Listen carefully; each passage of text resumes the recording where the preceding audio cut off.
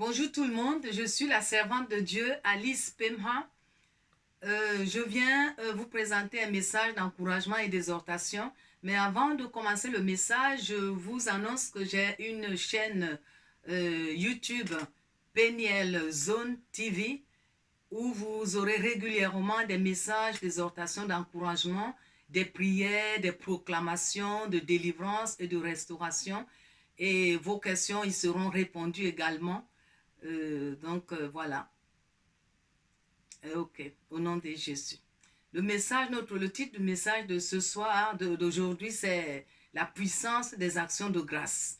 Nous allons parler de la puissance des actions de grâce. C'est quoi action de grâce? L'action de grâce, c'est une expression de gratitude et de reconnaissance envers Dieu qui sort d'un cœur sincère. Ça peut se manifester par des paroles, par des chants de louanges, par des actions. C'est ça, action de grâce. Quand on est reconnaissant envers Dieu pour tous ses bienfaits, pour tout ce qu'il a fait pour nous. C'est très facile pour nous, les êtres humains, les enfants de Dieu, d'être reconnaissants, de louer Dieu quand tout va bien. Quand on est en bonne santé, quand notre compte bancaire est plein d'argent, quand tout va bien, il n'y a pas de soucis. C'est plus facile, c'est très facile de louer Dieu, gloire au Seigneur. Mais ce que Dieu nous demande, c'est de le louer et de lui offrir des actions de grâce en tout temps. Que les circonstances soient favorables ou défavorables. Dieu nous ordonne de lui apporter des actions de grâce. C'est ce qu'il dit dans Colossiens 3,15. Soyez reconnaissants. Au nom de Jésus. Et dans 1 Thessaloniciens 5,18, la Bible dit de rendre grâce à Dieu en tout temps. 1 Thessaloniciens 5,18, rendre grâce à Dieu en tout temps. Car c'est cela la volonté de Dieu pour nous, ses enfants. Rendre grâce à Dieu en tout temps. 1 Thessaloniciens 5,18, je vais lire.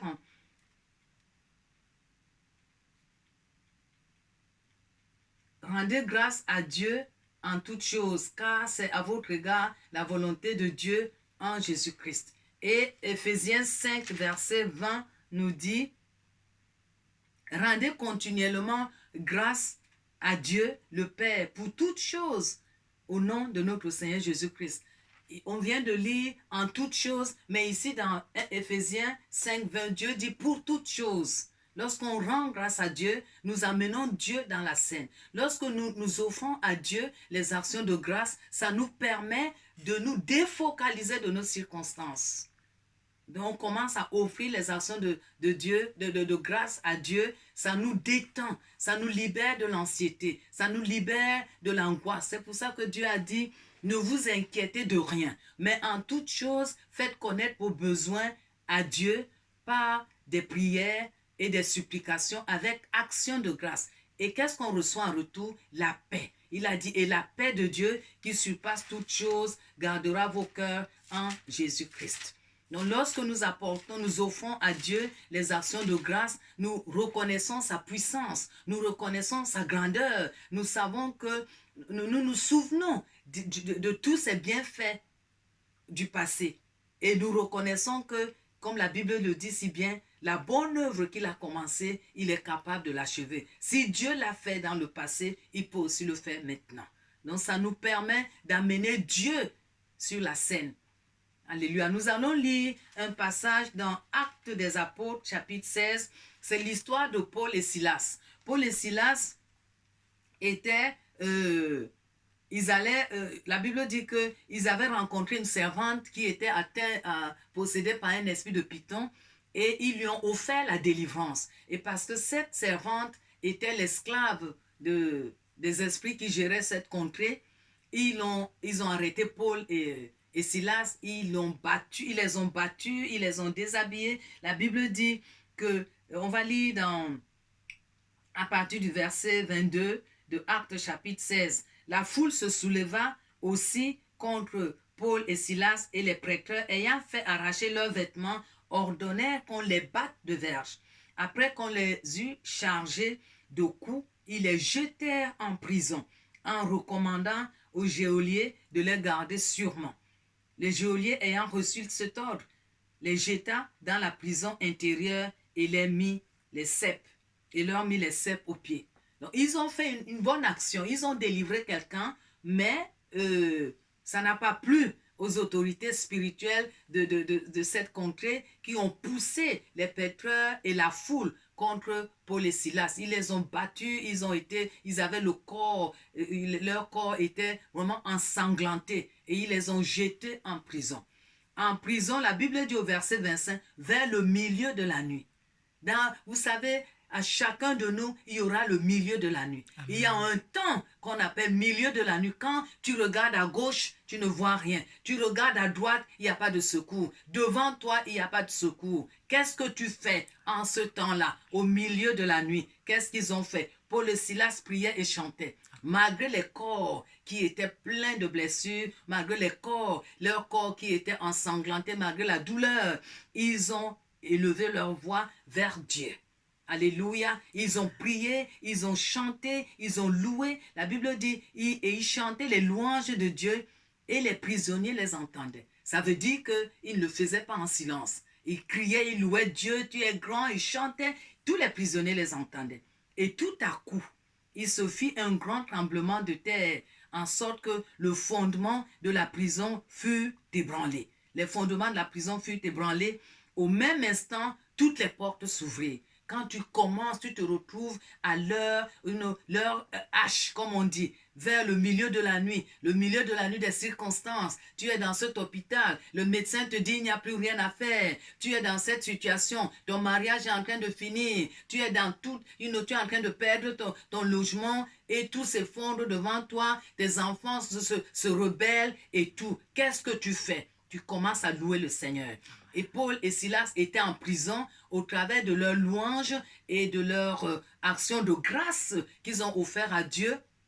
Le Seigneur a envoyé ses anges qui ont ouvert les portes de prison. Tu commences à louer Dieu, tu commences à lui offrir des actions de grâce, tu amènes le Seigneur sur la scène. Alléluia. Tu amènes le Seigneur sur la scène, il vient et il bouleverse les portes de prison, de maladie, les portes de prison, de toute difficulté. Le Seigneur vient, il apporte l'ordre de Dieu dans sa vie parce que les actions de grâce font mouvoir la main de Dieu. Donc voilà le message que j'avais à vous dire. Et Paul et Silas qui étaient en prison sont sortis. Ils ont été délivrés parce qu'ils avaient le choix. Lorsque nous nous trouvons devant les situations difficiles, comme j'ai dit, c'est plus facile de rendre grâce à Dieu, de lui offrir les actions de grâce quand tout va bien. Mais lorsque nous nous trouvons dans des situations difficiles, dans des situations de détresse, c'est là où nos actions de grâce deviennent vraiment puissantes. Et donc, c'est ce que Paul et Silas ont fait. Et lorsque nous nous trouvons dans cette situation, on adore Dieu, on élève la voix, on a le choix. Nous pouvons choisir de murmurer. Vous savez, Israël a murmuré contre Dieu. Ils auraient pu rendre grâce à Dieu. Ils ont murmuré contre la manne que Dieu leur donnait. Et leur séjour dans le désert a duré 40 ans au lieu de 11 jours que ça devait prendre. Nous aussi, lorsque nous nous trouvons dans des situations incompréhensibles, parfois on est faussement accusé, on a fait du bien aux gens, ils nous le rendent, ils nous parlent mal et tout s'effondre autour de nous. Toutes ces situations, commence à louer le Seigneur. Ta victoire est proche. Alléluia. Commence à rendre au Seigneur les actions de grâce. Commence à lui dire, Seigneur, merci parce que tu es au contrôle de toutes choses. Commence à le louer et tu verras que bientôt, le Seigneur va intervenir pour te sortir de toute prison dans laquelle tu te trouves au nom de Jésus parce que les actions de grâce font mouvoir la main de Dieu. Au nom de Jésus-Christ. Quand tu es sincèrement, tu ne lui rends pas les actions de grâce parce que, bon, je suis en train de dire ça, oh, je vais remercier Dieu, je vais rendre les actions de grâce à Dieu parce que je veux qu'il vienne me délivrer. Non, d'un cœur sincère, tu lui dis, Seigneur, je te loue, je te glorifie parce que tu es bon. Tu commences à compter les bénédictions de Dieu. La Bible dit, compte tes bénédictions et tu seras surpris de voir ce que Dieu a fait. Parce que quand tu offres les actions de grâce au Seigneur, tu es en train de reconnaître cette parole qui dit dans 1 Corinthiens chapitre 10, verset 13, il n'y a aucune tentation qui ne vous soit survenue, qui n'ait été humaine. Et Dieu qui est fidèle ne permettra pas que vous soyez tentés au-delà de vos forces. Mais avec la tentation, il prépare aussi le moyen d'en sortir. Parce que Dieu est fidèle, afin que vous puissiez la supporter. Dieu est fidèle. Donc lorsque nous lui offrons les actions de grâce, nous reconnaissons qu'il a la puissance de nous sortir de toute situation. Nous recevons en retour la paix. Nous recevons la joie. Nous recevons sa grâce. C'est ce que je voulais vous dire ce soir. Je sens vraiment qu'il y a des gens qui sont, comme j'ai dit, devant vous, il y a un mur. À gauche, à droite, il y a un mur. C'est comme si vous vous trouvez dans une boîte, dans une cage où il n'y a pas d'issue. Je veux prier pour vous maintenant. Que mettez votre main sur votre cœur au nom de Jésus. Seigneur Dieu, tu nous as demandé en tout temps de t'apporter des actions de grâce. Je prie pour mon frère, ma soeur de l'autre côté de l'écran qui m'écoute, Seigneur, et qui se trouve dans une situation de détresse. Je prie, oh Dieu, je joins ma voix à sa voix et nous te disons merci, Seigneur. Nous te rendons grâce, Seigneur, parce que tu es fidèle et nous savons que tu interviens dans cette situation pour le libérer, pour le délivrer, pour le guérir, pour le restaurer au nom de Jésus, pour apporter l'ordre de Dieu dans la situation au nom de Jésus-Christ. Soyez bénis et à la prochaine. Amen.